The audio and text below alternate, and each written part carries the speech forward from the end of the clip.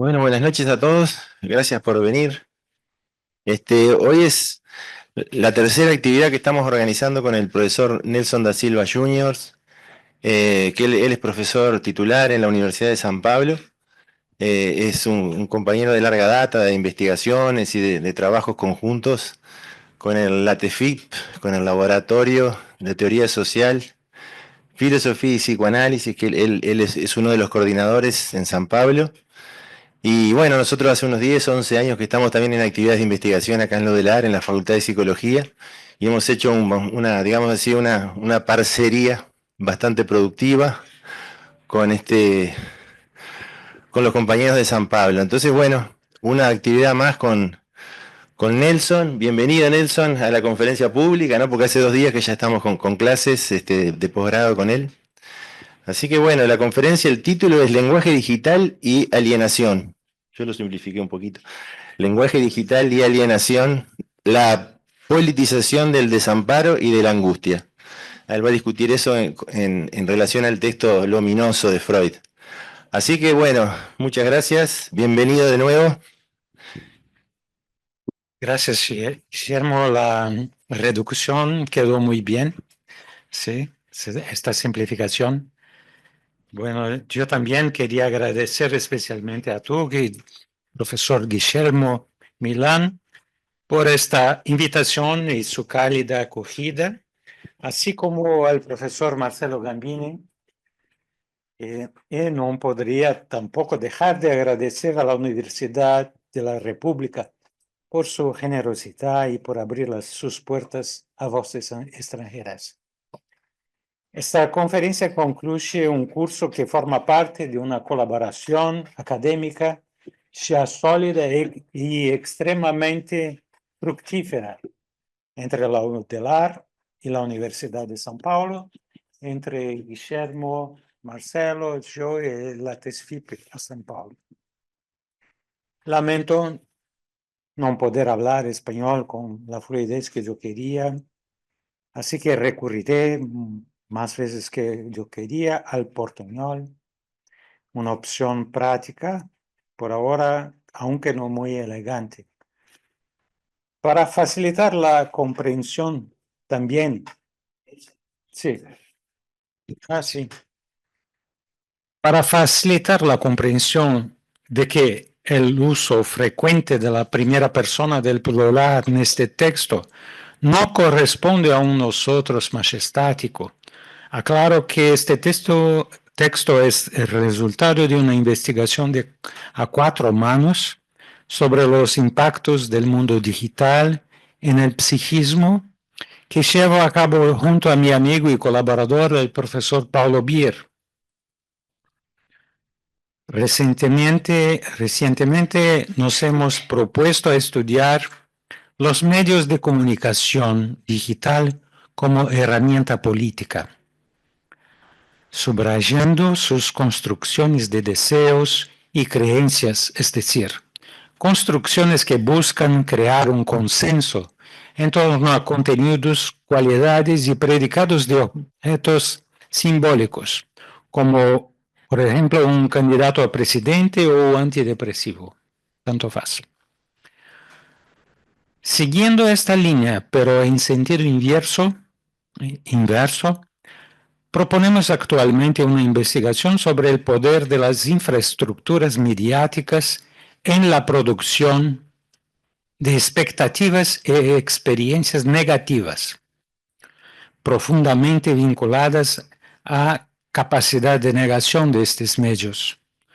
En efecto, esta forma de negación apunta a creencias bien establecidas, enflaqueciendo la experiencia de la realidad común o compartida, es decir, la experiencia del consenso. De hecho, ambas estrategias de los medios de comunicación digital suelen cooperar en la redefinición instrumental de las fronteras del mundo y de los valores. ¿Me comprenden suficientemente? Sí, gracias.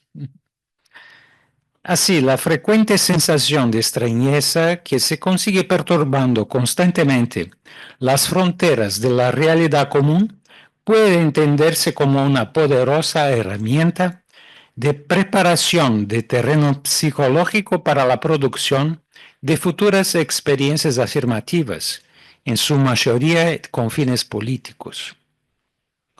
Sin embargo, la investigación de la dinámica psicológica implicada en la supresión de las fronteras familiares y desconocidas, que define a las personas y los espacios, ha sido sistemáticamente infravalorada.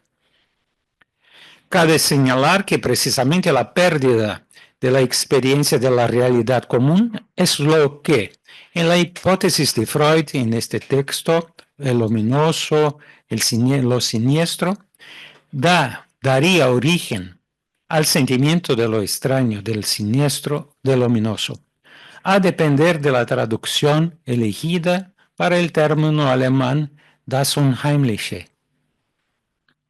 Este efecto se define por afectos diferentes y relacionados con el extrañamiento y la molestia, al tiempo que se presenta una familiaridad incómoda.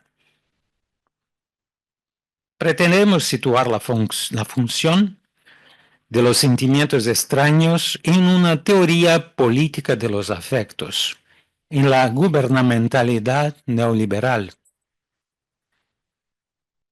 Foucault suele referirse al poder disciplinario como un poder que actúa sobre cuerpos dóciles. En su investigación sobre la gubernamentalidad neoliberal, Foucault plantea que el poder inversamente depende de la necesidad de almas libres cuyas conductas futuras se pueda definir. Aquí se localiza la construcción política de las creencias y que se entrelaza estrechamente con el desarrollo de herramientas del marketing. Desde principios de los años 20, la ingeniería del consentimiento, este contundente título de un libro escrito por el sobrino más famoso de Freud, Edward Bernays, ha permitido a la industria cultural actuar sobre los deseos y las identidades, así como las fantasías y las narrativas, dirigiendo las almas hacia el acto de compra o de voto. Un acto que debería, en el caso de compra, repetirse tan incesantemente como la producción de bienes de mercado. Pero cuando se trata de dirigir a las almas hacia el acto de votar, los primeros arquitectos neoliberales introdujeron un giro trascendental en la idea de la ingeniería del consentimiento. La idea de que sería necesario establecer efectos a largo plazo sobre los sujetos para crear una sociedad radicalmente capitalista. En consecuencia, muy pronto, el campo de la educación se convirtió en esencial para fabricar un individuo que se adaptara plenamente a este nuevo orden social, ya que debían diseñarse nuevos deseos y valores. Un proyecto de este tipo debía tener en cuenta todo un conjunto de afectos que funcionan por turnos, sustituyéndose unos a otros mientras las situaciones objetivas cambian y exigen vivir nuevos significados. Desde sus inicios, el discurso neoliberal previó la necesidad de desarrollar y difundir valores para que los individuos pudieran hacer frente a situaciones de riesgo. El coraje para empezar de nuevo, la fuerza para el trabajo obstinado, la capacidad para desarrollar estrategias cumplidoras, la disciplina para seguir los planes, la flexibilidad para cambiar de táctica sin perder el control. Y así de adelante. En cambio, la desesperanza, el miedo y la depresión así como la preocupación por lo que experimentan los demás, son acusados oficialmente como disposiciones afectivas que indican debilidad moral. Tales conjuntos imperativos de afectos o bien siguen una secuencia de alternancia de turnos dependiendo de cómo se ajusten a determinadas situaciones, o bien en grupos, como propuso Lauren Berlitz en su libro Optimismo Cruel. El núcleo de nuestro argumento es que la realidad digital en la que vivimos es actualmente un entorno, un ambiente y un espacio particularmente mudable, que puede modificarse intencionalmente según los intereses económicos o políticos, pareja que hoy frecuentemente no resulta tan separable, con admirables excepciones como en el caso del presidente Mujica. Ahora, en su texto Lo Siniestro, Freud afirma que los escritores hábiles poseen la capacidad de crear escenarios ficticios capaces de movilizar contenidos singulares que produzcan extrañeza a sus lectores. La capacidad artística parece ser actualmente dominada por nuevas herramientas basadas en algoritmos avanzados.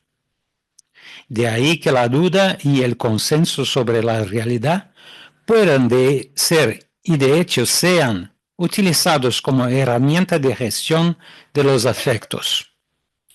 Por lo tanto, nos concentraremos en la eficacia psicológica de lo siniestro como herramienta política, principalmente en las reacciones y experiencias psíquicas que produce, lo que está en consonancia con algunos de nuestros trabajos anteriores, en los que hemos investigado el negacionismo y las fake news como proceso de desmantelamiento de los conocimientos e identificaciones consensuados establecidos. Nuestro análisis anterior se centró en la propuesta lacaniana de una tensión intrínseca entre el conocimiento y la verdad, tensión basada en el entendimiento de que estas categorías deben considerarse de manera opuesta y dialéctica. El saber consensual establecido constituye al mismo tiempo tanto una forma de vínculo social cuanto las coordenadas de la propia localización en medio de los pares, o sea, un elemento de la organización del yo. La verdad, por su parte, es una emergencia disruptiva de un nuevo elemento que, más allá de negar el conocimiento establecido, ya sea por oposición directa y ya sea poniendo de relieve lo incompleto del conocimiento, también produce fragmentación social, desorganización y desamparo. Lo que se ha presentado es la posibilidad de emplear los medios digitales para negar una parte concreta del conocimiento consensuado y establecido, con el objetivo de producir efectos de fragmentación y desorganización, y por tanto poder proporcionar la base para un marco de creencias nuevo y más coherente con intereses específicos. Este nuevo marco sería más difícil de desmantelar, como ocurre con los movimientos negacionistas. Esta función, como se ha visto en los recientes incrementos del autoritarismo en Brasil, Estados Unidos y otros lugares, con frecuencia plantea la figura de un líder carismático que se encarga de negar el conocimiento común y que, por lo tanto, se sitúa como portador de la verdad. Esto nos permite considerar que los movimientos políticos actuales pueden, a través de las herramientas digitales, producir desorganizaciones simbólicas tanto a nivel social como individual, como una estrategia de la producción de nuevos liderazgos carismáticos y nuevos seguidores. ¿Hasta allá se sigue? Ok, adelante. En este trabajo pretendemos desarrollar un ángulo de análisis diferente basado en el concepto freudiano de lo siniestro. Este nuevo ángulo nos permitirá considerar diferentes elementos y llegar a diferentes cuestiones. Para comprender la eficacia de la metodología que proponemos, partiremos de un ejemplo reciente de experiencia de lo siniestro mediatizada y lo abordaremos desde el punto de vista del texto de Freud, Lo siniestro. Durante este análisis también expondremos algunas razones por las que este texto puede considerarse como un lector de una crisis del psicoanálisis, principalmente freudiano, en su relación con la ficción y la ciencia positiva, en la cual él creía que el psicoanálisis estuviera alocado. Esta interpolación no debería desviarnos de nuestro camino. Su importancia es respecto al hecho que las fronteras no son jamás fijas, sobre todo para las teorías. En su penúltima, entonces, daré ahora el ejemplo. En su penúltima película, un documentario sobre los cines en la ciudad de Brasil, que se llama Recife, en el norte de Brasil, el filme con título Retratos Fantasma, el director brasileño Kleber Mendonça retrata un emocionante caso de lo siniestro. Una noche, oye de repente el ladrido imposible de un perro. Era imposible porque se trataba de los ladridos del perro de su vecino, un perro que había muerto tiempo atrás. Sin embargo, era innegable que oía los mismos ladridos desde el mismo lugar, con el único problema de que el perro ya no existía. Los ladridos fantasmales solo se evaporaron y la realidad volvió a su cauce cuando recordó que había grabado previamente los ladridos de este perro y los había utilizado en una de sus antiguas películas, Son alrededor. La escena del perro en la película la estaba viendo en su vecino por televisión.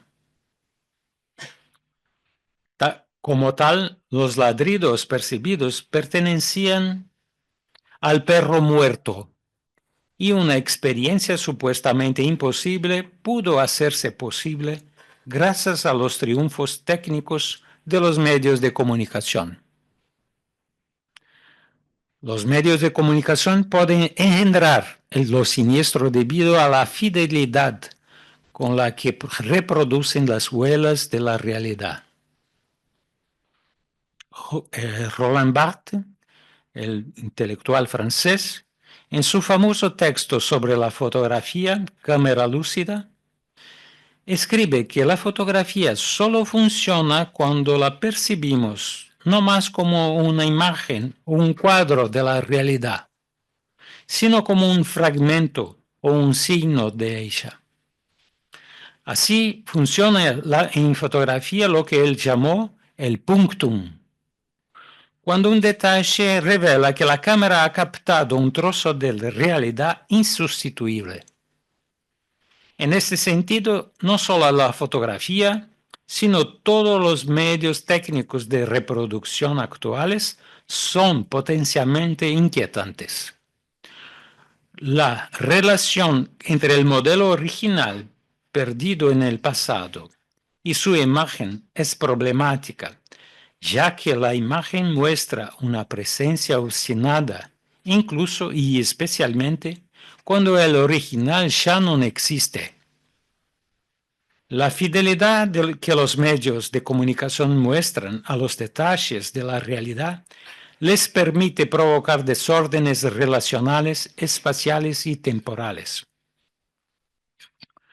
Volvamos ahora al texto de Freud, Lo siniestro, cuyo esquema exterior parece, pero solamente parece, bastante sencillo. Ese texto se compone de 3 capítulos. En el primero, Freud presenta su investigación sobre lo siniestro a partir del análisis lingüístico del término.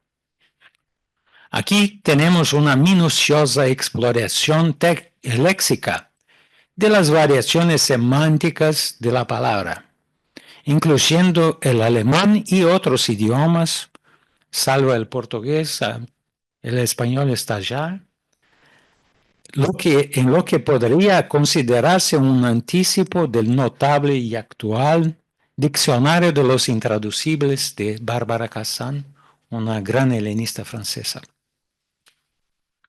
Ahí se encuentran las 2 hipótesis para explicar lo siniestro, que se discuten y se confrontan seriamente a lo largo de todo el texto. La primera fue propuesta por Ernst Jentsch, un conocido psiquiatra que publicó un trabajo sobre la psicología del siniestro algunos años antes, explicando este sentimiento como derivado de incertidumbres cognitivas y sus variaciones. La segunda es la hipótesis de Schelling, que considera lo siniestro como un caso de retorno de experiencias, ideas, fantasías o sentimientos reprimidos. La definición de Schelling afirma que siniestro, es una citación, siniestro es como se llama a todo lo que debía permanecer secreto y oculto y ha salido a la luz. Fin de citación. Tal observación subraya la intersección entre los campos semánticos de Heimlich, es un término alemán, y su negación, unheimlich, precisamente el título de Freud. Esta intersección entre los significados antitéticos de unheimlich será utilizada por Freud para abordar el problema de lo siniestro desde la perspectiva de la represión y el retorno de lo reprimido. Una afirmación del propio Freud es también pertinente en relación a este punto. Empiezo a citar. Para nosotros, escribe Freud, el hecho más interesante que se desprende de este largo extracto de revisión semántica es que entre los diversos matices de significado que se registran para la palabra Heimlich, hay uno en el que se funde con su antónimo formal, unheimlich, de modo que lo que se llama Heimlich se convierte en unheimlich. Algunas páginas más adelante quedará clara esta importancia de Schelling para apoyar la teoría de la represión de Freud en la producción del siniestro. Si la teoría psicoanalítica, dice Freud, está en lo cierto al afirmar que todo afecto surge de un impulso emocional, sea del tipo que sea, que siempre este afecto se convertirá en miedo al ser reprimido, se deduce que entre las cosas que se sienten como espantosas, debe haber un grupo en el que pueda demostrarse que el elemento espantoso es algo que ha sido reprimido y ahora regresa. Esta especie de lo espantoso constituiría entonces lo siniestro. Y sería irrelevante si era en sí mismo originalmente espantoso o surgía de otro afecto. En segundo lugar, continúa Freud, si esta es realmente la naturaleza secreta de lo siniestro, podemos entender por qué el uso alemán permite que lo familiar, das Heimliche, lo hogareño, cambie a su opuesto, lo siniestro, das Unheimliche, lo no hogareño, ya que este elemento de siniestro no es en realidad nada nuevo o extraño, sino algo que fue durante mucho tiempo familiar para que la psique y que solo se familiar para la psique y que solo se alejó de ella al ser reprimido. El vínculo con la represión ilumina ahora la definición de Schelling de lo siniestro como algo que debería haber permanecido oculto y ha salido a la luz. Fin de citación. Este vínculo con la represión es indudablemente el hilo conductor del escrito de Freud y aparecerá a lo largo de todo el texto. La razón es sencilla. Si la hipótesis de Jentsch es razonable, dejaría obsoleto el modelo teórico de represión-retorno de lo reprimido. Recordemos que la represión era un concepto estratégico para Freud, que había demostrado tener efectos clínicos sólidos y un poder explicativo sobre muchos fenómenos individuales y culturales. Sin ella, el riesgo de que el psicoanálisis fuera suplantado por la ficción, es decir, la pérdida de sus fronteras epistemológicas, era considerable. Continuando en su segundo capítulo, Freud procede a analizar ejemplos de lo siniestro, elegidos a partir de experiencias fácticas o literarias, extraídos principalmente de la novela de Hoffmann, El hombre de arena. El capítulo más largo de los tres está dividido, este capítulo es el más largo de los tres y está dividido en dos partes desiguales. La primera está dedicada a una breve referencia a la psicología de lo siniestro de Jentsch, para quien lo siniestro deriva de una inseguridad intelectual, y Freud ya da un paso rápidamente a la segunda parte, en la que él expone del cuento El hombre de arena de Hoffmann. Se presentan entonces una serie de contenidos capaces de suscitar un sentimiento de lo siniestro y se profundiza en su posible aproximación a los conceptos psicoanalíticos. Por ejemplo, la incomodidad de encontrarse con un doble no es una cosa que sucede todos los días, más a veces ocurre. Esta incomodidad, causa con incomodidad, se juxtaponería con el narcisismo y la autoobservación inherentes al super-yo. El horror de ser enterrado vivo señalaría un deseo disimulado de volver al vientre materno.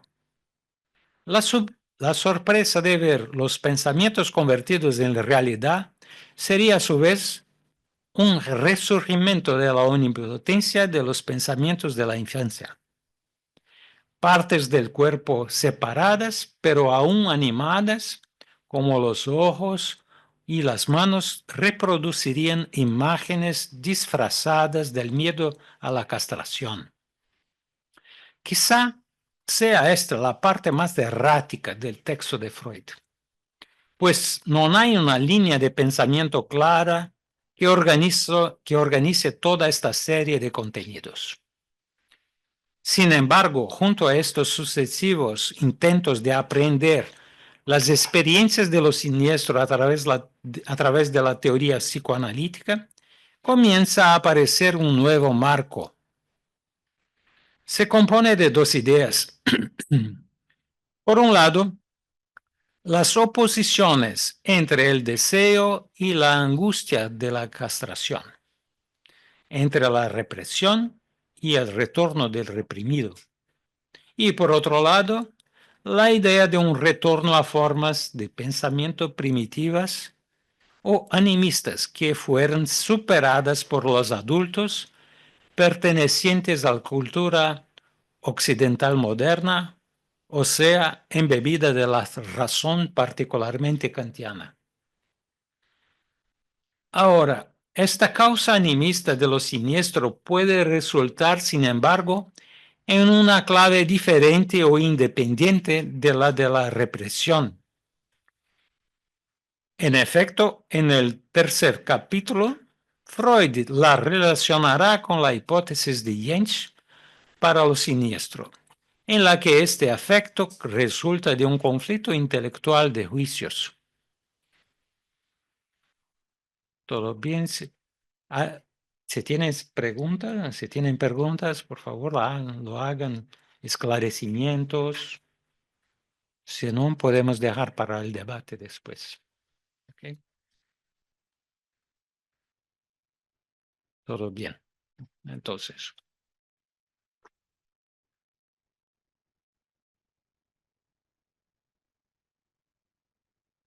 en su tercer capítulo, tratando de envolver lo que empieza a aparecer como un conjunto no integrado, despedazado de contenidos, Freud abre el tercer capítulo eligiendo la estrategia del abogado del diablo contra las dos principales hipótesis discutidas hasta entonces: los contenidos reprimidos y el retorno de creencias infantiles superadas. Intrépidamente entonces decide examinar una serie de excepciones a los mismos grupos de lo siniestro: las partes amputadas del cuerpo, la omnipotencia de los pensamientos, la alternancia entre seres animados e inanimados, la muerte aparente y la indecisión intelectual, mostrando que tales contenidos no siempre provocan un sentimiento de lo siniestro. Ante la insuficiencia de las dos hipótesis, la conclusión sería aparentemente, o mejor, emprender la fuga. En efecto, Freud parece a punto de renunciar a una explicación psicoanalítica y abandonar lo siniestro al campo de la estética, cuando él escribe que probablemente, aquí es Freud, deberíamos estar preparados para suponer que otras condiciones, aparte de las que hemos hasta ahora, desempeñan un papel importante en la aparición de un sentido de lo siniestro. Fin de citación. Pero, en lugar de esta anunciada retirada, contraataca con una sorprendente justificación. Escribe Freud: esto, sin embargo, abriría la puerta a dudas sobre el valor que realmente podemos reclamar para nuestro descubrimiento que lo siniestro deriva de lo que una vez fue familiar y luego reprimido. Ahora tenemos que defender una teoría por el bien de la propia teoría es en efecto una afirmación rarísima para Freud, que a menudo compara los conceptos con meras herramientas desechables. Tal vez, consciente del terreno pantanoso de la Weltanschauung, de esta visión científica en el que se estaba metiendo, Freud opta por otro enfoque más estratégico, puesto que casi todos los ejemplos proceden precisamente del campo de la ficción. La nueva táctica que elige consiste en diferenciar lo siniestro vivencial, el que se produce en la vida cotidiana, de lo siniestro ficcional, el que experimenta el lector de literatura. Este punto del texto resultará crucial para comprender lo siniestro en los medios de comunicación, ya que analiza cómo las herramientas literarias permiten a los escritores transmitir sentimientos siniestros. Veamos cómo.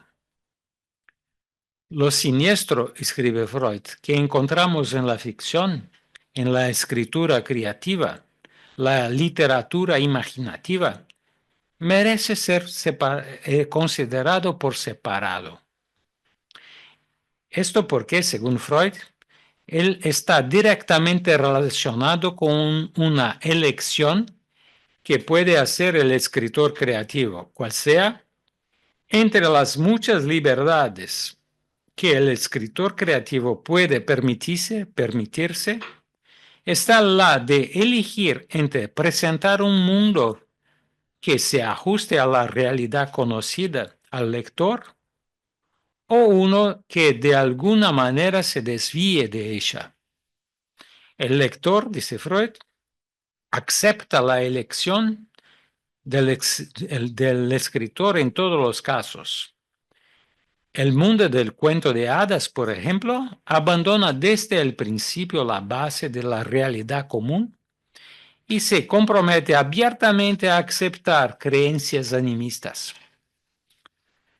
Cabe subrayar que presentar un mundo es una traducción para el término alemán Darstellungswelt y que realidad conocida es la traducción para una otra expresión, eine vertraute Realität. Veamos ahora en más detalle estos términos de difícil traducción, pues que son centrales en nuestro argumento. En primer lugar, cabe destacar que Darstellungswelt, de hecho, es una palabra muy poco habitual en alemán, y más aún en la época de Freud. Podría traducirse por mundo figurado, mundo de la representación, por mundo de la presentación o incluso por mundo de la actuación teatral.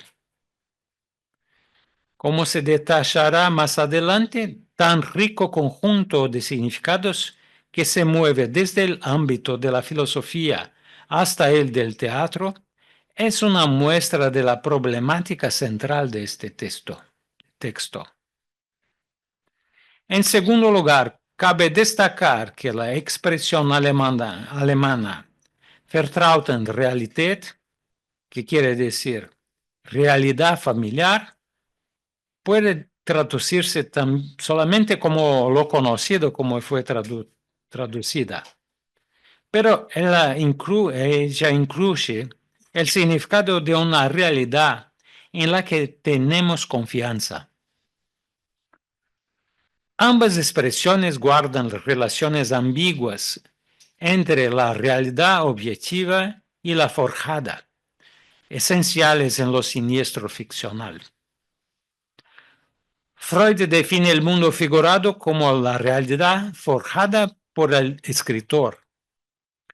Puede presentar dos posibilidades principales, como decía.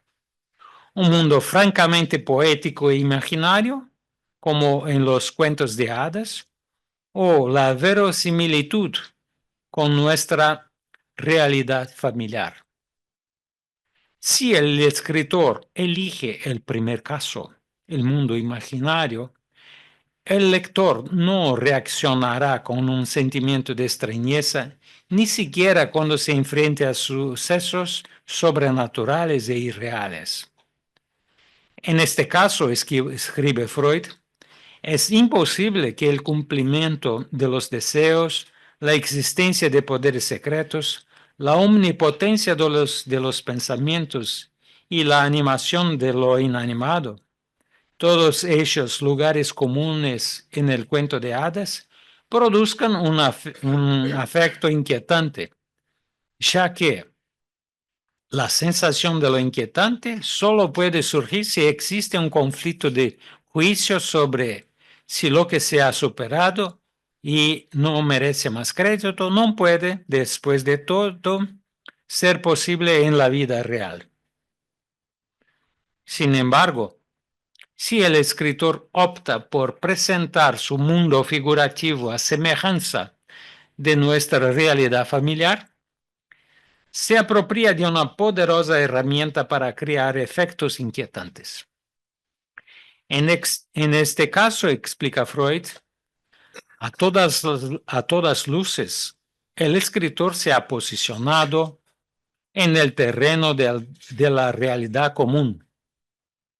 Al hacerlo, adopta todas las condiciones que se aplican a la aparición de un sentido de lo extraño en la experiencia normal. Todo lo que tiene un efecto extraño en la vida real lo tiene también en la literatura. En consecuencia, en sus relatos puede hacer que sucedan cosas que uno nunca o rara vez experimentaría en la vida real. En cierto sentido, pues, continúa Freud, el escritor nos traiciona ante una superstición que creíamos haber superado. Nos engaña prometiéndonos la realidad cotidiana y luego yendo más allá de ella. Aparece aquí otra expresión notable en la escritura freudiana, el terreno de la realidad común, Boden der allgemeinen Realität. Va junto con la realidad conocida familiar, Vertrauten Realität, que se subrayó más arriba. Ahora queda claro cómo los aspectos más comunes, evidentes y cotidianos de la realidad son propensos a ser creados artificialmente y sujetos a manipulación. Veamos ahora algunos problemas inquietantes en el terreno de la realidad científica de Freud. Es una interpolación que no va directamente a nuestro tema, pero se puede que sea interesante para el debate después, porque la realidad científica de Freud es también amenazada en este texto. Como se ha visto, el mundo de la representación narrativa puede suscribirse a un trasfondo fantástico u ordinario. En el primer caso, los efectos de extrañeza causados por un conjunto de juicios se reducen, por supuesto, pero si el mundo de la representación está elegido, está dentro de la realidad conocida, entonces el efecto de extrañeza puede intensificarse y multiplicarse. Esta es la explicación de Freud a cómo son posibles dos posibilidades contrarias en la ficción, a saber, primero que muchas cosas que serían inquietantes si ocurrieran en la vida real, no lo son en la literatura. Y segundo, en la literatura hay muchas oportunidades de lograr efectos inquietantes que sean ausentes de la vida real. En efecto, tras largas discusiones llenas de avances y retrocesos vacilantes, es aquí donde el texto de Freud sobre lo siniestro alcanza por fin un punto de estabilidad y se permite concluir. Lo siniestro que se siente en la literatura prevalece sobre lo que se siente en la experiencia cotidiana. Sin embargo, también podría leerse como un reconocimiento indirecto de que la tesis de la represión se ve superada por lo que el escritor de ficción tiene a su disposición, a saber, el poder de jugar con las premisas de su mundo figurativo, y así sea evitar, sea crear un conflicto de juicios. Teniendo todo esto en cuenta, algunas preguntas son inevitables.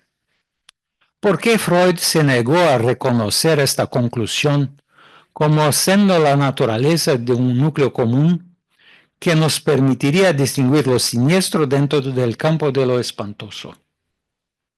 ¿Cuál sería la razón para un apego tan aparentemente obstinado de Freud a la represión en este texto?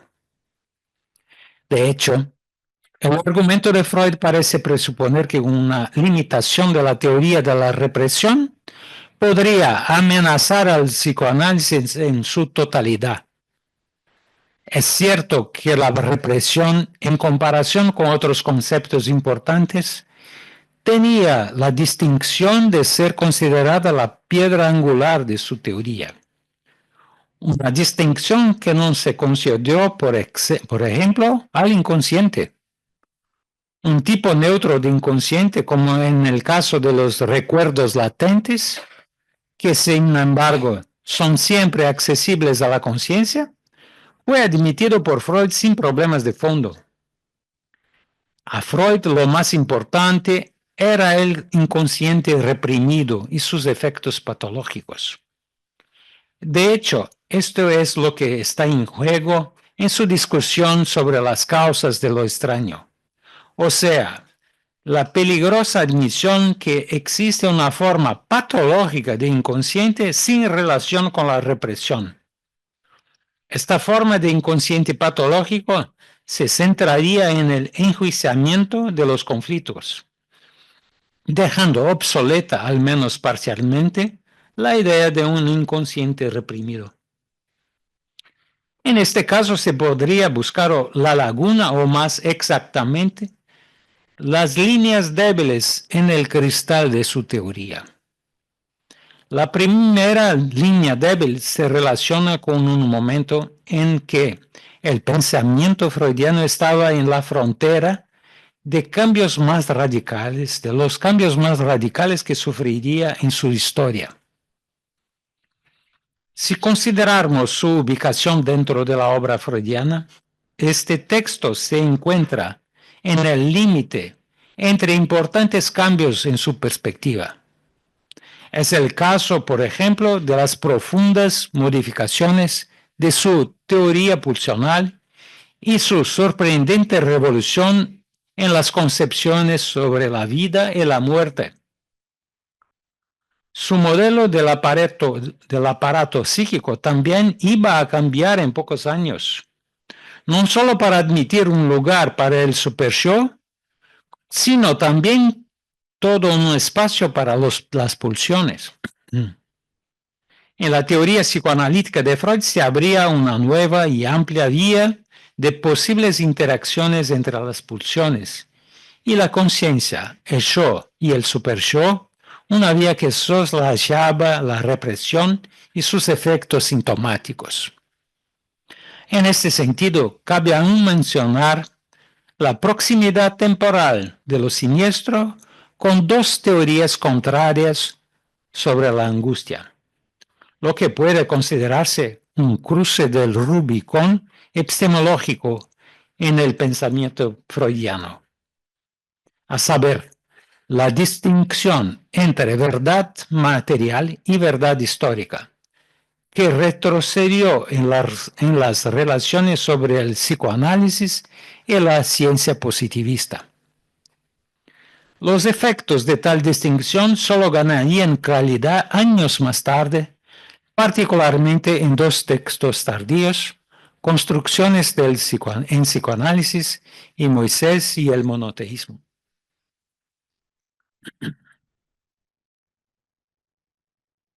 En este sentido, lo siniestro puede entenderse como una pieza que se sitúa en la encrucijada de la teoría psicoanalítica freudiana, enfrentándose a amenazas que le llegan desde dos fronteras diferentes en el psicoanálisis, a saber, sus límites epistemológicos y sus límites ontológicos.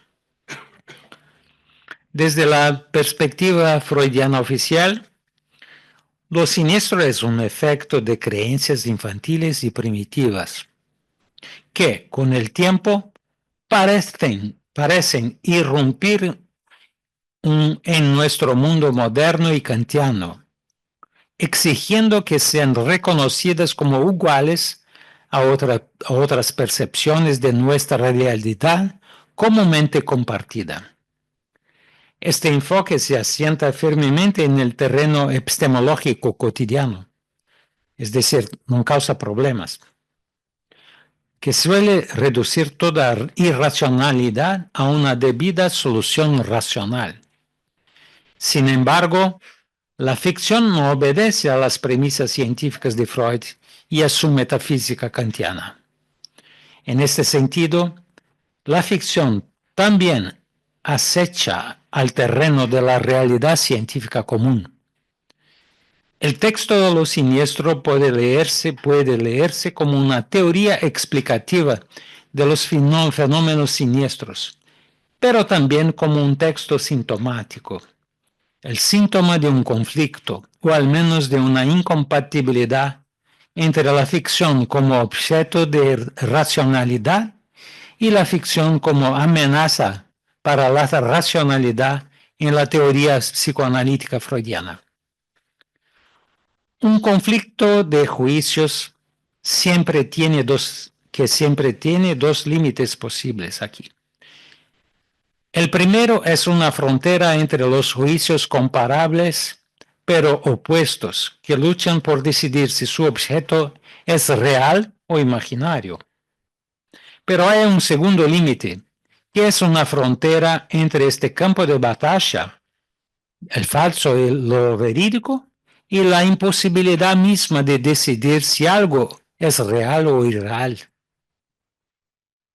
Cuando se enfrenta a lo siniestro, el psicoanálisis corre el riesgo de ser capturado por esta segunda frontera. Va más allá del riesgo de simplemente ser tomado como una teoría de cuentos justos y se libera por las brechas ontológicas entre el mundo de la ficción y lo que Freud llama de suelo de nuestra realidad común. Esta brecha expone una crisis en la epistemología kantiana donde, al menos en la mente de Freud, el psicoanálisis debería estar firmemente cimentado. Una crisis que también aparece en otro texto, escrito casi al mismo tiempo de lo siniestro, el más allá del principio del placer. Esta laguna permanecerá filosóficamente irresuelta en el psicoanálisis hasta el giro lingüístico lacaniano, que pone la ontología kantiana bajo la primacía o como efecto de los poderes del lenguaje. Tal es la breve observación sobre el sentido de lo que hemos llamado lo siniestro como frontera o crisis del psicoanálisis freudiano. En consecuencia de lo que hemos dicho, se podría concluir que el marco freudiano de lo siniestro, al menos en sus líneas generales, sigue siendo bueno para describir la producción de sentimientos siniestros en la actualidad. Sin embargo, el uso de lo siniestro por parte de los negacionistas y de las noticias falsas define un campo psíquico más amplio. Para explorarlo es necesario idear lo que Freud podría querer decir con la expresión el suelo de la realidad común. Por realidad común podría entenderse aquella parte de esta que se comparte con los demás. Esta expresión aparece unas líneas después de la de realidad conocida. La presencia de otros está implícita en ambas referencias a la realidad con los adjetivos alemanes vertrauten y gemein, lo conocido y lo común, la realidad compartida. La idea principal en la expresión suelo de la realidad común o compartida es que la realidad compartida funciona como suelo para nosotros. la consecuencia de este vínculo inusual entre el suelo y la presencia del otro es que si la realidad se pierde, nos sentimos al mismo tiempo sin suelo y desamparados. Es posible entonces comprender mejor los lugares del aparato psicológico al que apuntan los negacionistas y los medios de noticias falsas. Porque estos dos sentimientos, la falta de suelo y el desamparo, son tipos bien conocidos de ansiedad. Un tercer tipo sería la ausencia de direcciones a seguir. Las tres tienen su papel en la estrategia performativa neoliberal.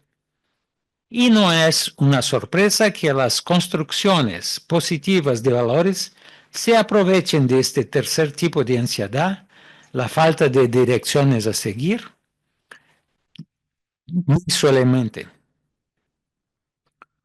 Freud solo ha trabajado explícitamente el concepto de desamparo. De hecho, en su texto Inhibición, síntoma y angustia, lo describió como una experiencia que marca nuestra venida al mundo y nos acompaña hasta el final. A partir del más allá del principio de placer, la angustia se sitúa en el fondo de nuestra economía psíquica.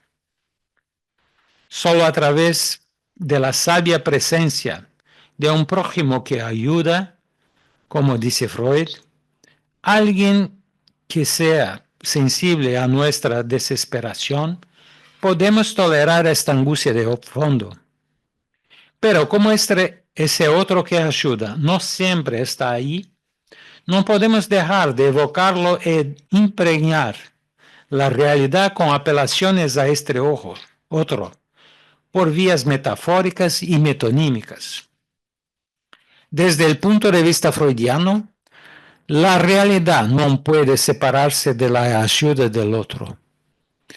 En otras palabras, la realidad es un compartir común desde el principio. En este sentido, el terreno de la realidad común abarca ambos tipos de ansiedad, la falta de suelo y el desamparo. Nos vemos invocados a un origen aterrador y abandonado cuando y donde la realidad común se ve amenazada. Un origen sin sentido y desamparado, que se ha olvidado a través del otro o los otros que ayudan, pero que siempre ha estado ahí y que no debería salir a la superficie. Conclusiones. Los medios de comunicación digital engendran lo siniestro con las mismas herramientas de la literatura, ya que ambos dependen de la construcción de un mundo figurativo que será puesto en cuestión de manera calculada.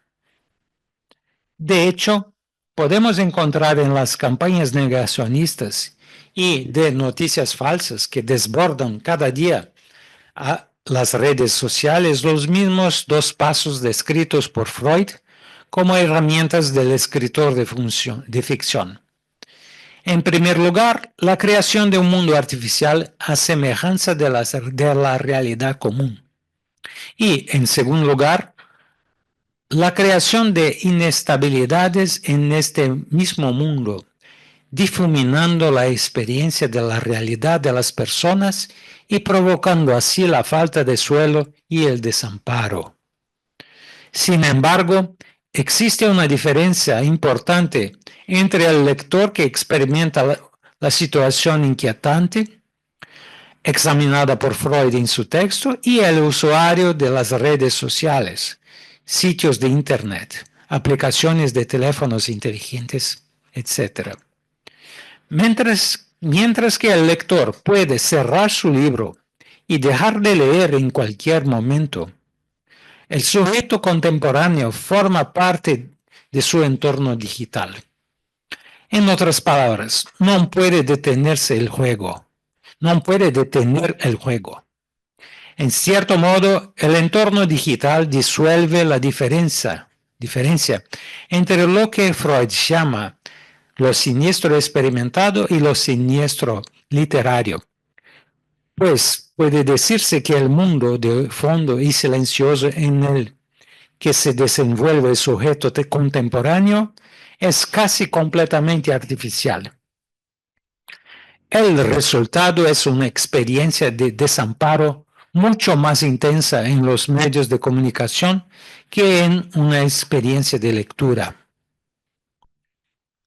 Una vez que estos dos pasos han cumplido su función, podríamos decir que el negacionismo y las fake news han concluido su función de desmontar las creencias asentadas y colocar a las personas en una condición de indefensión. El anhelo de protección y certezas resulta de tal condición. Por desamparados, sin suelo y carentes de sentido, las personas son propensas a dejarse llevar apaciblemente a cualquier parte por cualquier uno. Para Freud e incluso para el primer Heidegger, la ansiedad parecía ser una esencia de nuestro ser, una esencia que ni siquiera la técnica u otras formas de alienación pueden alcanzar.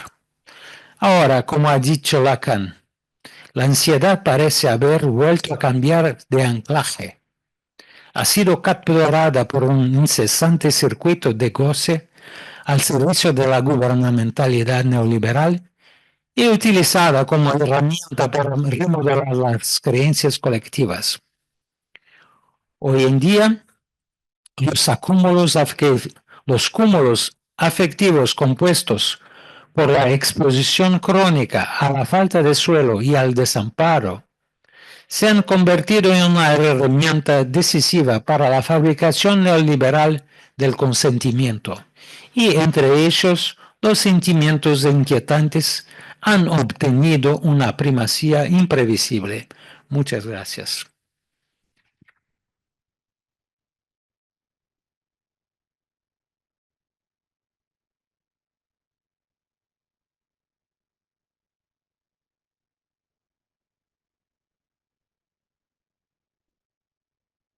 Bueno, muchas gracias, Nelson, por la conferencia. Y queríamos ver si funciona este micrófono. Sí. A ver, para que el público pueda intervenir desde ahí, sería fantástico.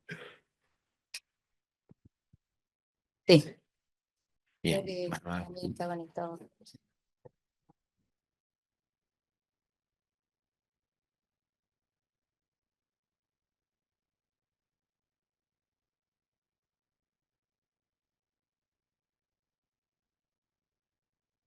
Seguimos para preguntas ahora, todos siéntanse digamos, muy a gusto para preguntar sobre este tema tan especial.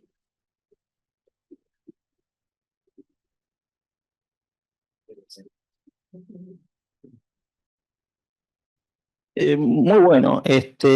Me quedé pensando un poco en esto de la realidad, ¿no? Yo justo estaba leyendo el seminario de Lacan, La lógica del fantasma, y en un momento él hace una definición de realidad, donde dice que la realidad humana no es otra cosa que el montaje de lo simbólico y lo imaginario, ¿no? Y me quedé pensando un poco en el funcionamiento de los aplicativos, en particular, bueno, Instagram, TikTok, todo esto, ¿no? Y cómo la dimensión de lo imaginario es a la carta.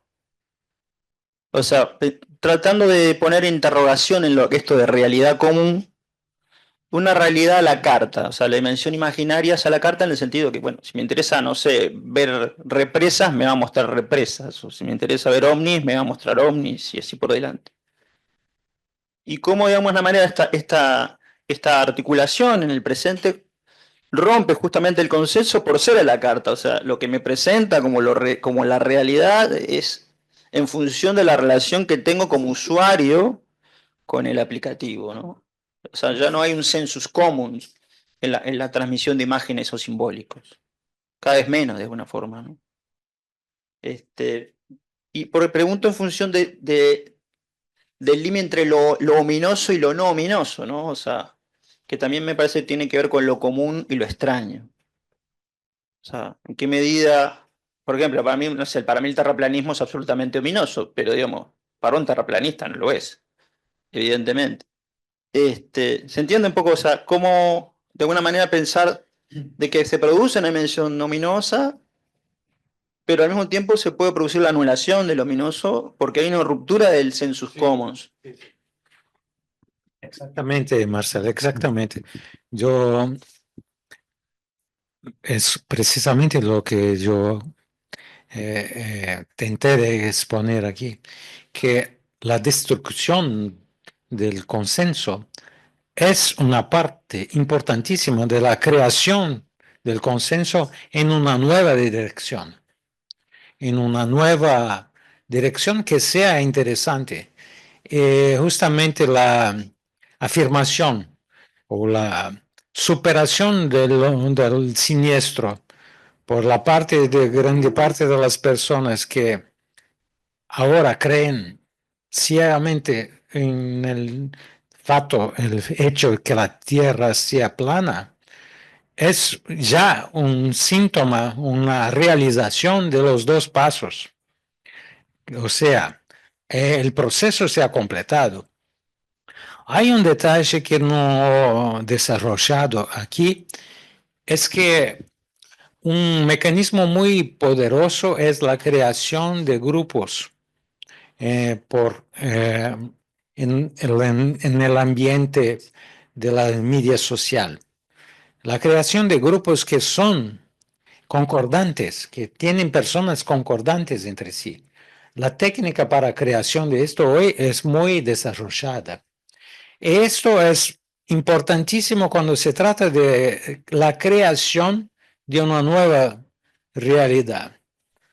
Hay un experimento muy famoso de Ash, un gran psicólogo social norteamericano, que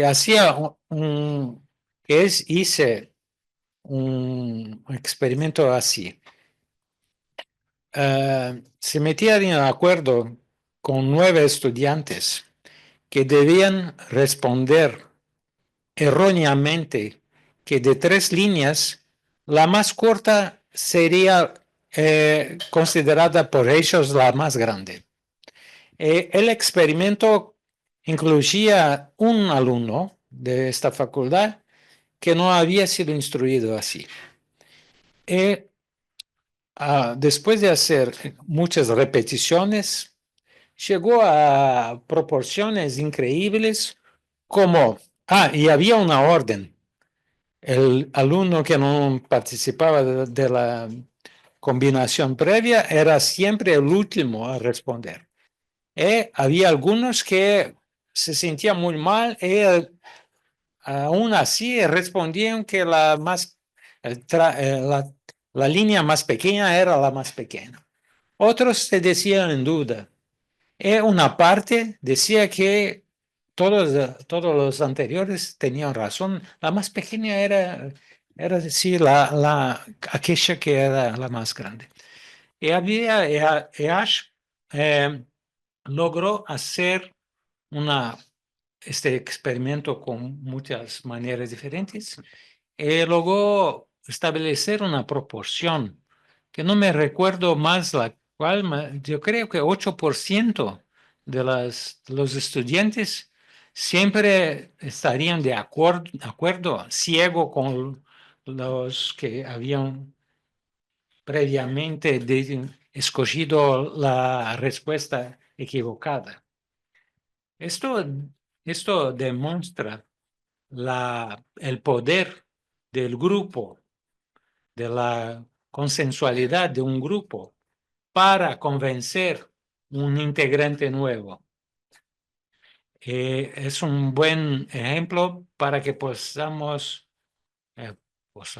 para que se pueda comprender cómo la construcción de grupos en los social medias es muy eficaz para crear nuevas realidades. Se trata de comprender por qué las personas, los terraplanistas, son tan tranquilos. Con esa- tranquilos, son tan tranquilos. Eh, Pongo dos L's donde no se debían, pero sí. Sí. Hay algo que me inquieta o me incomoda y tiene que ver con esto.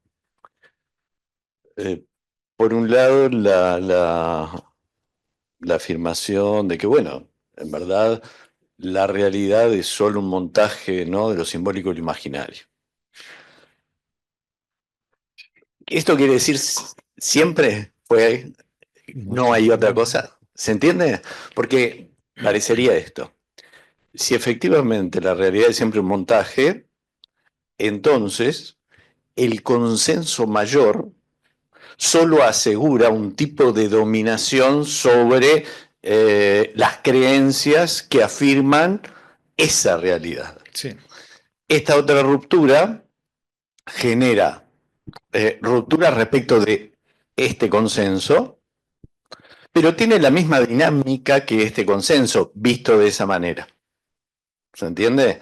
Un montaje que ahora tiene una cierta efectividad por una generación de romper eso que era común, generar más angustia, pero eso que era común no parece una verdad más sólida, sino solo no angustiosa.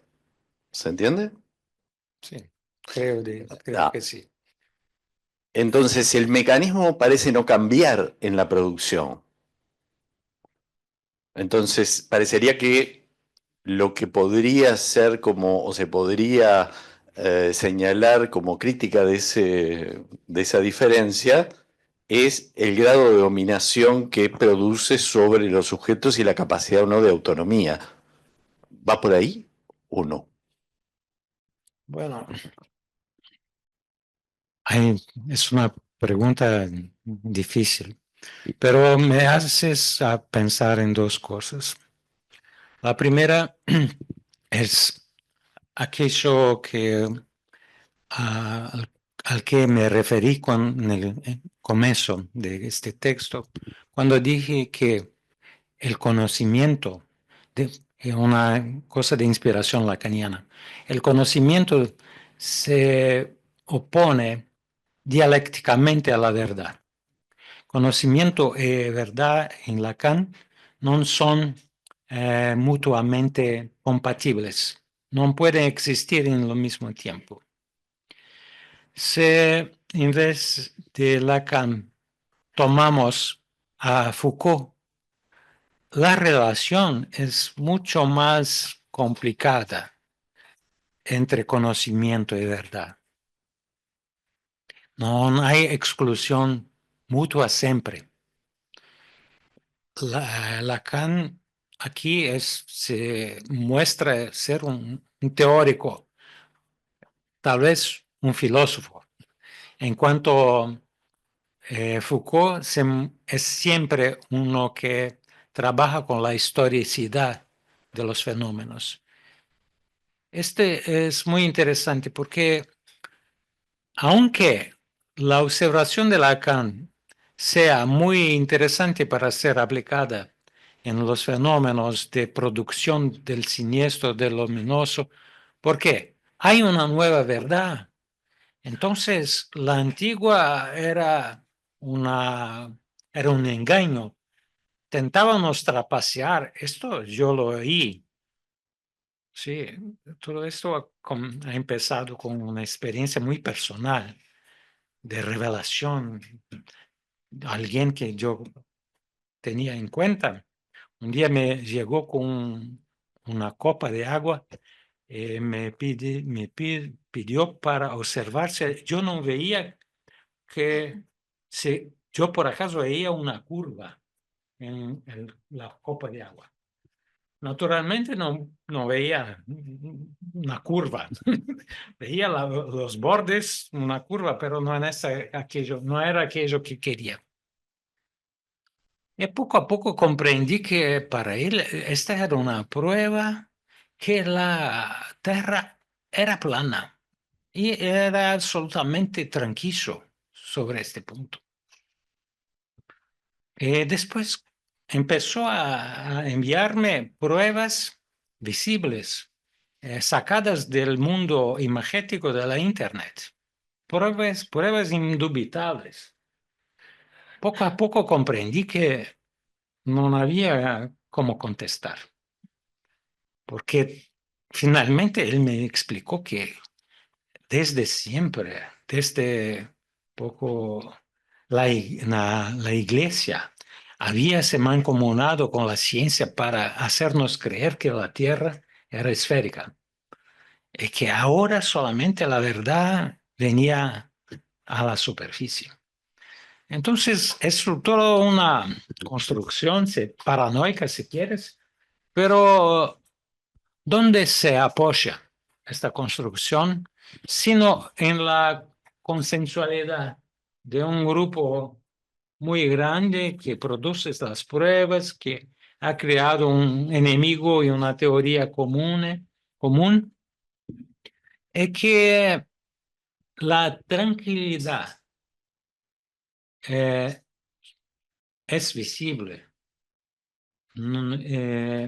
Todo lo que uno que no pertenece a este grupo dice es siempre considerado como una tentativa de sabotar la realidad que ellos creen. Y poco a poco me di cuenta que el más importante en todo eso no era abordar epistemológicamente estos absurdos, pero buscar su fundamento afectivo. ¿Dónde está este fenómeno se podría basar? Entonces llegué un poco a esta perspectiva. Uno tiene siempre que partir de algunos conceptos. En la academia les pido perdón, pero es así. Tiene que partir de conceptos, de tentar de describir la realidad con aquel grupo de conceptos hasta que no logren más y ahora pueden inventar un otro concepto nuevo. Pero a mí me pareció que sí, este texto de Freud nos daba condiciones de aprender este fondo afectivo y también este amálgama entre la seguridad de la alteridad y la constitución previa, yo diría, de lo que consideramos realidad. Tú has hablado de la lógica del fantasma, es la otra cosa que yo quería acrescentar. Hay un texto muy interesante de Zizek sobre la ideología, es sobre la estructura fantasmática de la ideología. En este texto hay algo importante, es que la ideología, según él, también sirve para colmar las lagunas en el simbólico que son abiertas por lo real. Esto se puede también utilizar para discernir algunos fenómenos de comportamientos, de experiencias. Entonces, se trata siempre de una negociación entre la completud o incompletud del simbólico. Naturalmente, sin la ayuda del imaginario no se puede jamás utilizar ecuaciones simbólicas sin experimentar las lagunas.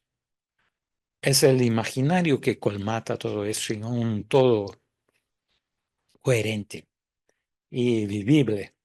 No estoy aquí para que demonicemos el imaginario.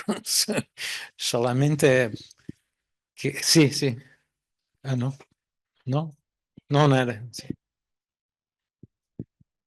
Dame un segundo que yo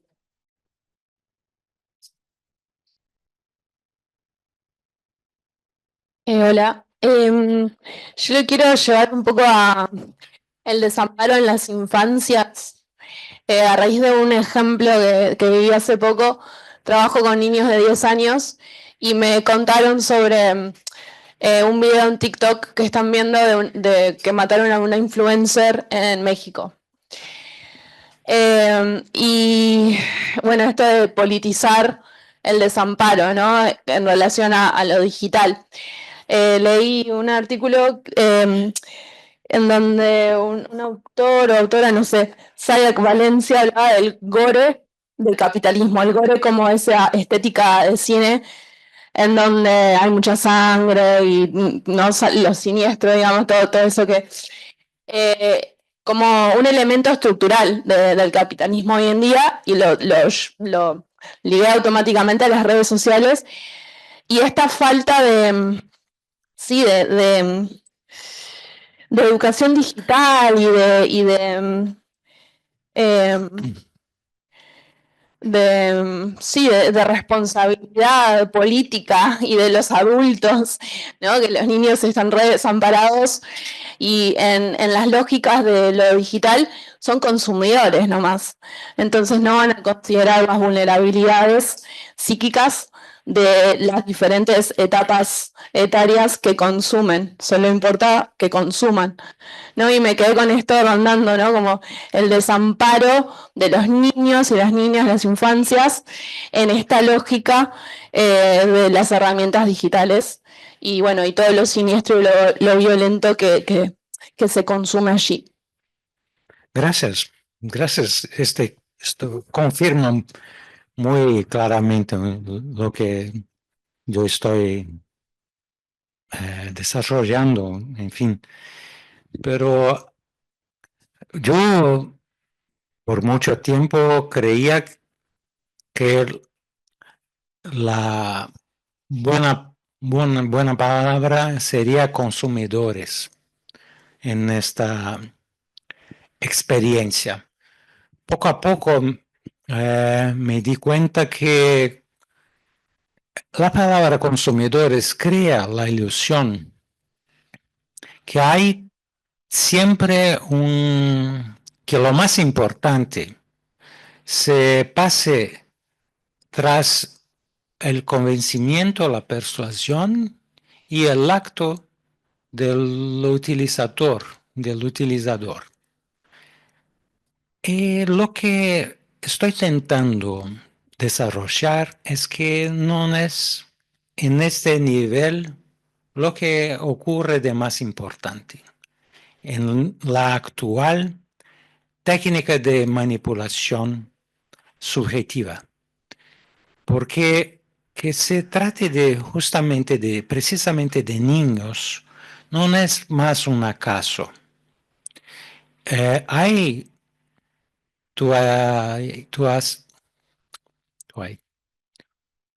Las lenguas se mezclan un poco. Tú hablabas de, si recurre a, tú hablabas de esta exposición excesiva, el gore, sí. Pero se puede concebir que de la educación, que la educación no está dando cuenta de este fenómeno de invasión, de exposición tal vez traumática en los niños. Pero si uno se desplaza hasta el punto de vista de los intereses de la manipulación, de los intereses de la utilización digital para conducción de conductas futuras de la gente, ahora se puede comprender que no se trata simplemente de una oposición entre poca educación o poca potencia educativa y la salvajería del otro lado. Al contrario, lo que consideramos salvajería del otro lado son planificaciones muy precisas. Esta excitación constante, esta exposición constante, no solamente de los niños, pero de los adolescentes, también de los adultos, los viejos, todos nos, es algo que se fue desarrollando hasta un punto que hoy es muy difícil de no adicionarse, de no viciarse en cualquiera los aplicativos de juego, por ejemplo. En Brasil acabamos de permitir los juegos por internet, por juegos de azar. Está creando un problema social terrible. Pero esto hace el dinero circular muy rápido. Y esto tiene también un efecto secundario muy interesante para el capitalismo. Es porque las personas se tornan cada vez más hipnotizadas, más allenadas de los problemas. Son capturadas en circuitos cada vez más rápidos de estimulación y respuesta. Es un cortocircuito de la reflexión. Entonces, no es una impotencia de la educación formal, es una cruzada. Es una cruzada. Y cruzada en el nivel religioso, porque se trata de una cruzada por las almas.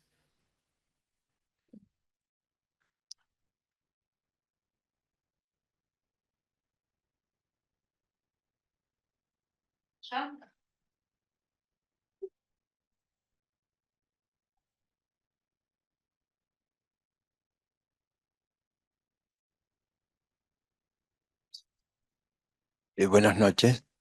Usted hoy hablaba de la experiencia del consenso al principio de la conferencia y yo me quedé pensando un poco en el tema de cómo esa realidad virtual que muchas veces llega, si es uno de los factores que rompe esa experiencia del consenso.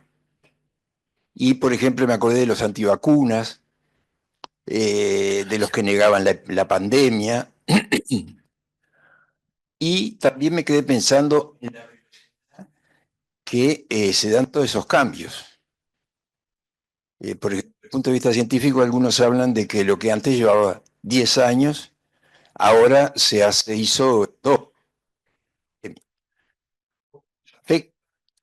Todo eso a nosotros como personas, digo, yo soy grande, pero, por ejemplo, ¿cómo afecta, como decía la joven, a las infancias, ¿no? Yo tengo nietos con los cuales es difícil no decirles que no a lo virtual, ¿no? A los juegos, a mirar el celular.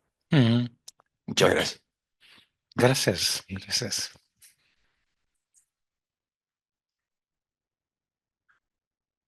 Sí, yo quería volver también a algo que tú dijiste. Es esta oposición que se puede crear entre el consenso, el conocimiento consensual, de un lado, la ruptura de la verdad, de otro.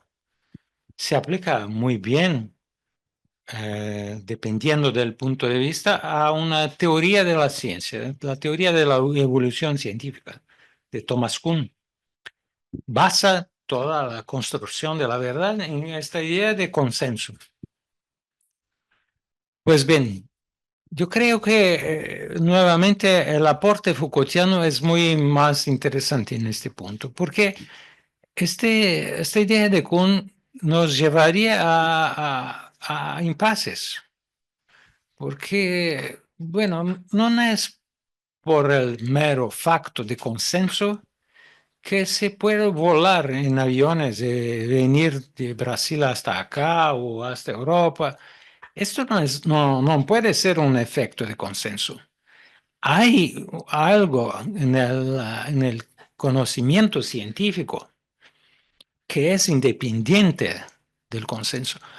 La ocasión más hermosa, yo diría, de esta afirmación fue cuando lo vean, el discurso de un gran físico americano, Richard Feynman, que hice la dirección de técnica de los motivos por los cuales el Columbia de los años 80 había explodido poco tiempo después de su lance. El Columbia era un plano de la NASA muy interesante, un proyectil que, que podría ser utilizado varias veces. Richard Feynman fue también un premio Nobel de física, un gran físico que hice en la red nacional de televisión la prueba del por qué. El motivo era que habían utilizado unas ligas entre las placas de cerámica de un material más barato, pero que no se mantenía flexible a bajas temperaturas. Y finalmente, en el fin de su conferencia, dice, la naturaleza no es obediente a intereses económicos o políticos. Si queremos hacer una buena ciencia, tenemos que obedecer a la naturaleza. Esto creó problemas para el gobierno, naturalmente. Era ya, de hecho, era ya, pasaba ya en televisión. Entonces, yo creo que desde este punto de vista más de discusión epistemológica, la posición Foucaultiana es más interesante porque él dice que es la asociación entre verdad y poder, algo que ocurre, y no la exclusión. El poder crea conocimiento y el conocimiento a su vez crea poder. Y este es una conclusión de uno que estudió historia.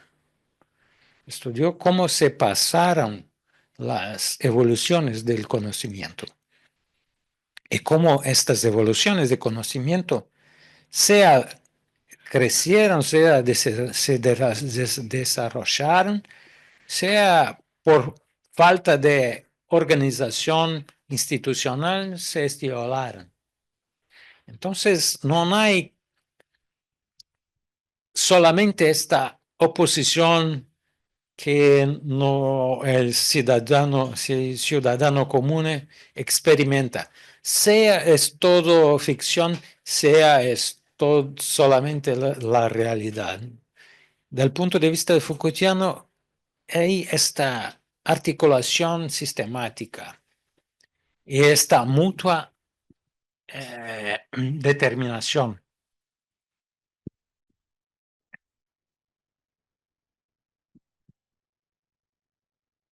Bueno, a quienes nos acompañan hoy por Zoom, no sé si alguien quiere hacer algún comentario, alguna pregunta.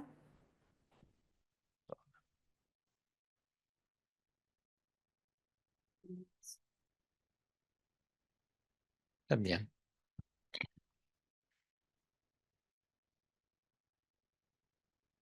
Continuamos acá que tenemos algunas manos levantadas y cualquier cosa levantar la mano por Zoom y después le damos la palabra.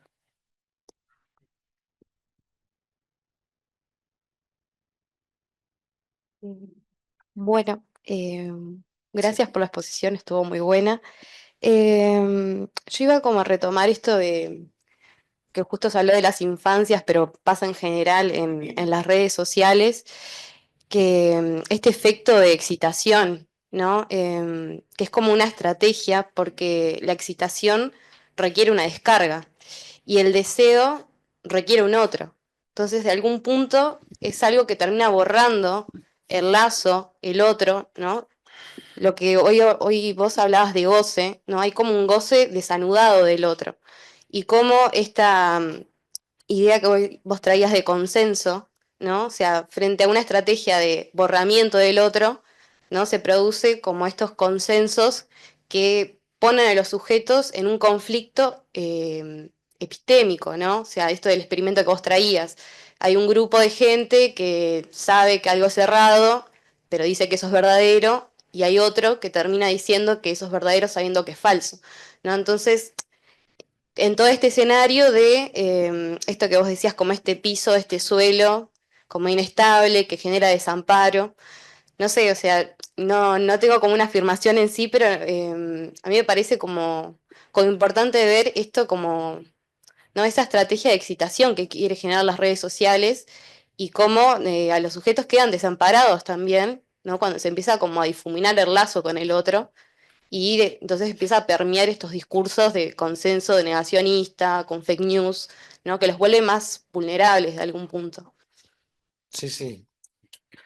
¿No? Esto me hace pensar a qué estrategias tendríamos para contornar esta lógica de estas estrategias. Tal vez me pasó ahora un poco el problema, la eficacia de todas estas estrategias de captura del sujeto dependen siempre de una especie de sed de totalidad. Si podemos desarrollar modos de comunicación aplicativos tal vez que de un modo o de otro presenten a los sujetos posibilidades menos traumáticas de convivio con el vacío, con la ausencia de sentido. Aplicativos que utilicen la poesía, porque la poesía es esta gran técnica de la cultura que nos permite establecer relaciones diplomáticas con el vacío, relaciones de ternura con el vacío. Es ciertamente la poesía, la literatura, la parte de la cultura que ha más desarrollado esta posibilidad de convivio con la incompletud del simbólico. Yo creo que la cruzada que yo hablaba a poco es una cruzada que se pasaría en este campo de la poesía. Esto no es nada original de mi parte, es una proposición de un gran poeta portugués que deben conocer, Fernando Pessoa, poeta muy caro, muy inteligente, muy sensible, que creía que la única manera de Portugal volver a ser un imperio como fue por 40 años, un poco antes que la España, sería en el campo del lenguaje. El imperialismo lusitano sería una transformación de los sujetos del globo entero. Esta transformación se pasa en el campo del lenguaje. Pues es ya lo que nuestros enemigos, por así decir, hacen. Ellos ya han entendido que este es el campo a dominar. Entonces, podemos pensar tal vez en nuevas armas, en nuevas armas más adaptadas de esta lucha simbólica, en el simbólico.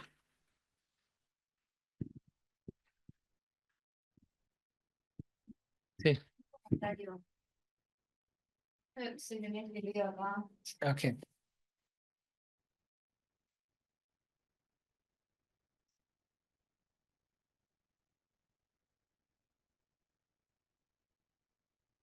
Profesor, considerando su articulación, me pregunto si podría compartir alguna reflexión sobre cómo pensar el estatuto de la negatividad ontológica como operador estructurante de la subjetividad en el campo de lo digital. Sí,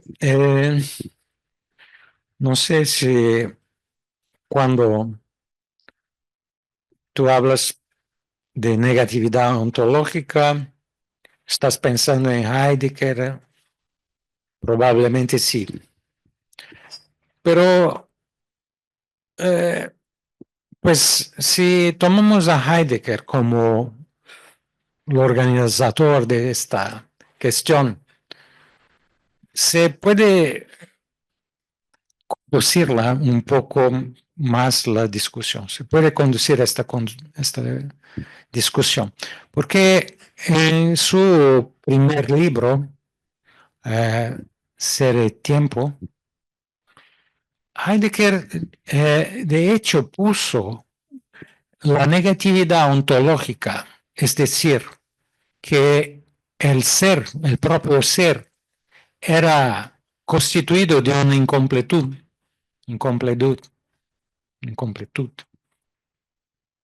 y que esta incompletud era en un primer tiempo escondida por el Dasein de sí mismo.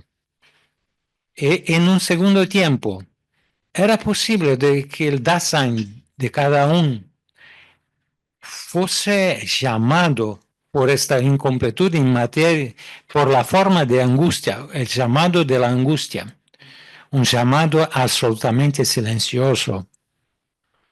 Pues, hay una pregunta entonces, ¿por qué poco tiempo después, cuando empieza a escribir sobre la técnica, Heidegger abandona su proyecto de hacer la segunda parte del Ser y Tiempo? Esto es muy importante. Si uno va a estudiar las razones que Heidegger él mismo avanzó para esto,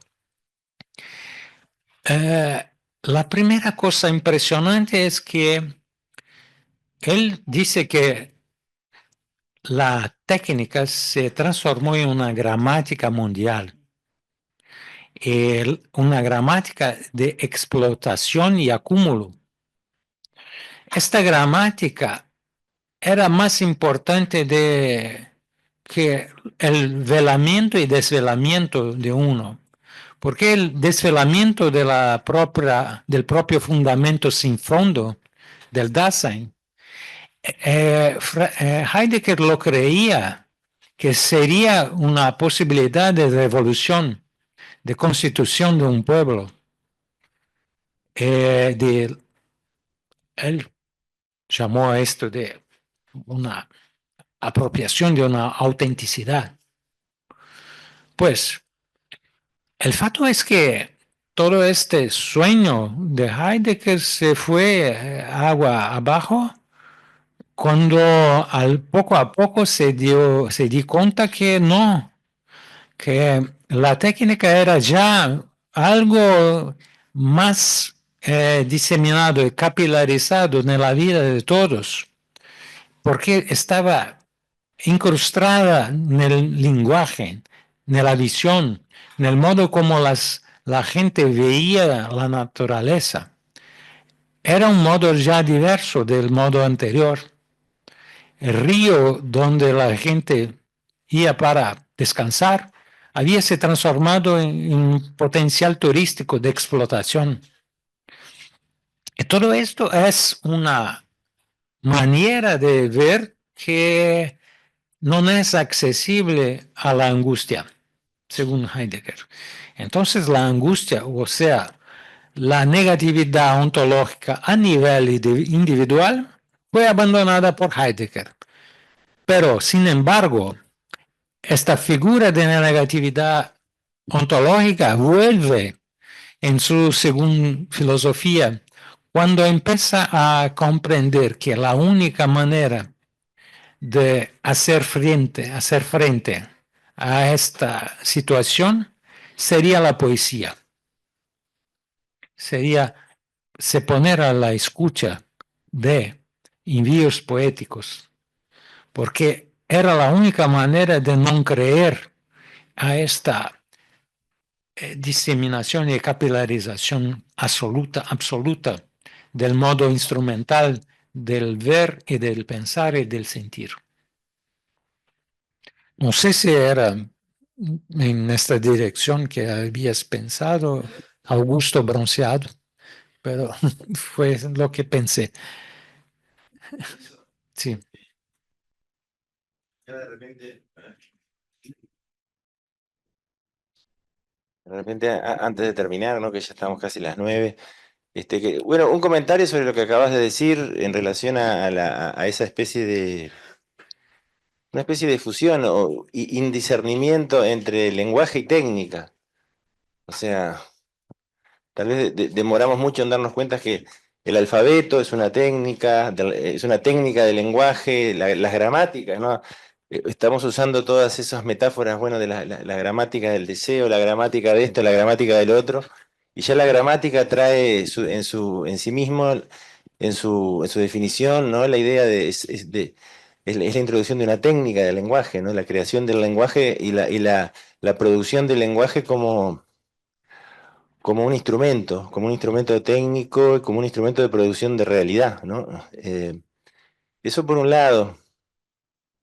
Y lo otro que también, que no es una pregunta, pero es lo que me inquieta a mí ahora en toda digamos, lo que está ocurriendo, que tal vez el ejemplo más grande, más brutal y más frenético que se está produciendo en este momento de moldeamiento y de producción de nuevos consensos es lo que está pasando, bueno, en Europa con el tema de la guerra, ¿no? Y yo pensaba, bueno, qué tipo de verdad, ¿no? ¿Qué formas de la verdad se están, digamos, se están utilizando ahí para esta especie de enorme experimento de convencer a Europa Occidental de que deben ir nuevamente a la guerra, que deben construir un nuevo enemigo tipo Hitler y en poco tiempo, porque lo que anuncian es que como que Rusia va a invadir Europa en 3 años. Entonces, y Europa está está como totalmente desprevenida, no tiene armas, no tiene soldados, no tiene nada. Entonces, bueno, la idea es que tienen que producir eso en 3 años, ¿no? Es lo que está apareciendo en la media, ¿no? En la comunicación de masas. ¿Y qué forma de la verdad hay ahí? Porque por un lado hay algo que se está requebrajando y aparece tal vez una verdad más tipo lacaniana, ¿no? El conocimiento y lo simbólico están muy agujereados y ya aquella potencia que tenía antes, ¿no? Los medios de comunicación de masas de tapar las lagunas, ¿no? De alivianar así esas manifestaciones más digamos así, más directas de lo real, de un real violento, como puede ser, ¿no? La amenaza de la guerra, ya no. Bueno, están los fenómenos de que la gente empezó a votar a la ultraderecha, ¿no? Al mismo tiempo prohíben partidos, bueno, la ultraderecha en Alemania son 30%, 35%, y prohíben un partido que tiene esa cantidad de votantes, claro. Nadie simpatiza mucho con la ultraderecha, pero al mismo tiempo, ¿qué pasa con la democracia?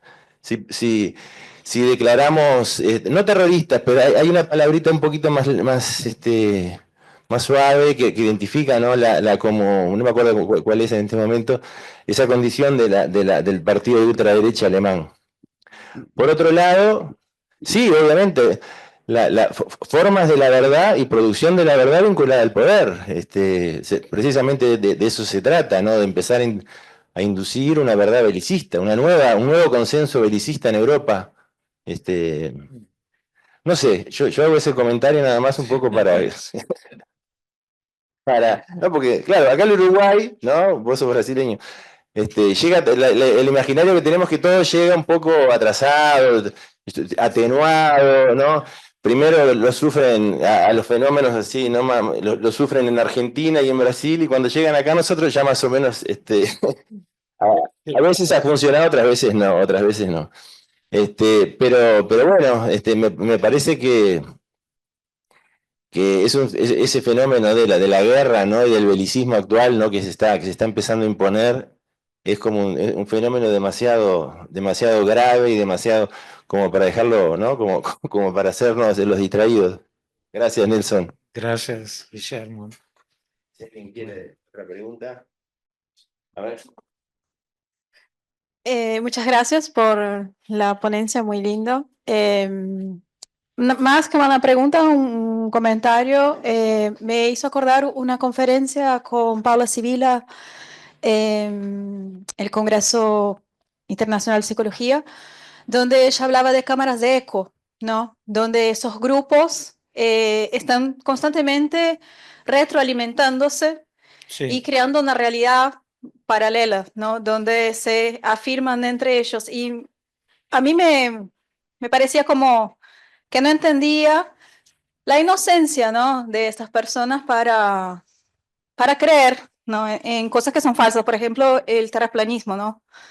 Con esa explicación del afecto, ¿no? De la falta, como la identificación por el afecto, hace más sentido que se explique por no una cuestión lógica, sino por una cuestión afectiva. Porque realmente, si vas a discutir con un terraplanista, es imposible.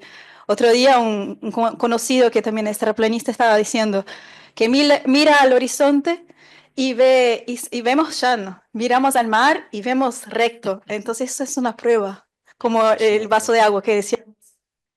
Y también muy linda la idea esta que decía de un escape por la poesía, ¿no? Si pudiéramos tener como, no sé, una revolución artística en medios de las medias sociales, ¿no? Donde pudiéramos como, no sé, poder intercambiar lo afectivo desde otro lugar, no desde, ¿cómo es?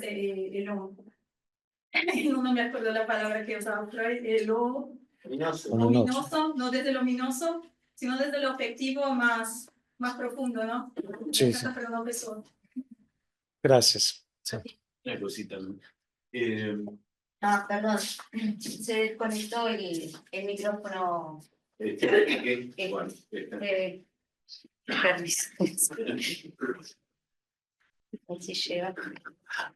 Hay algo que en la explicación que diste, epistemológica, digamos, que está en juego y que tiene que ver un poco con esto, pero que quizás no se menciona de esa manera.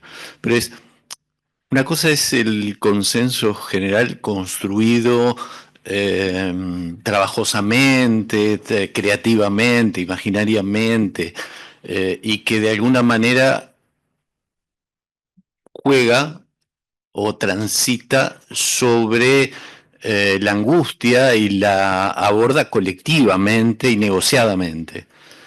Frente a ese consenso parece haber mini consensos delirantes, digamos, ¿no? Que son totalmente impenetrables. No se puede discutir con el terraplanista.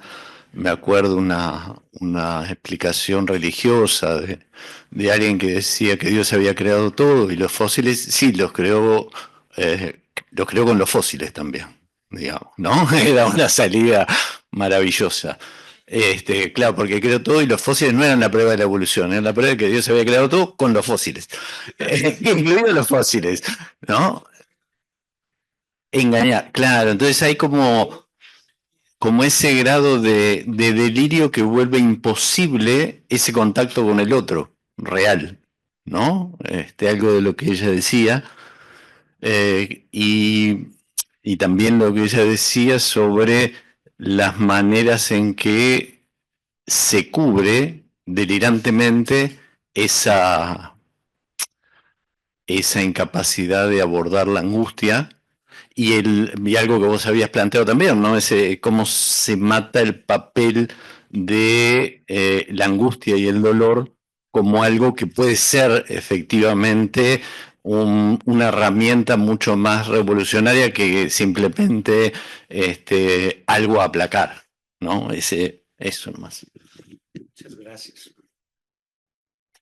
Gracias. Bueno, no, muchas gracias. A mí fue muy importante esta conversación. Sí, este texto he ya presentado. A cada vez recuerdo más ideas. Muchas gracias también. Muchas gracias.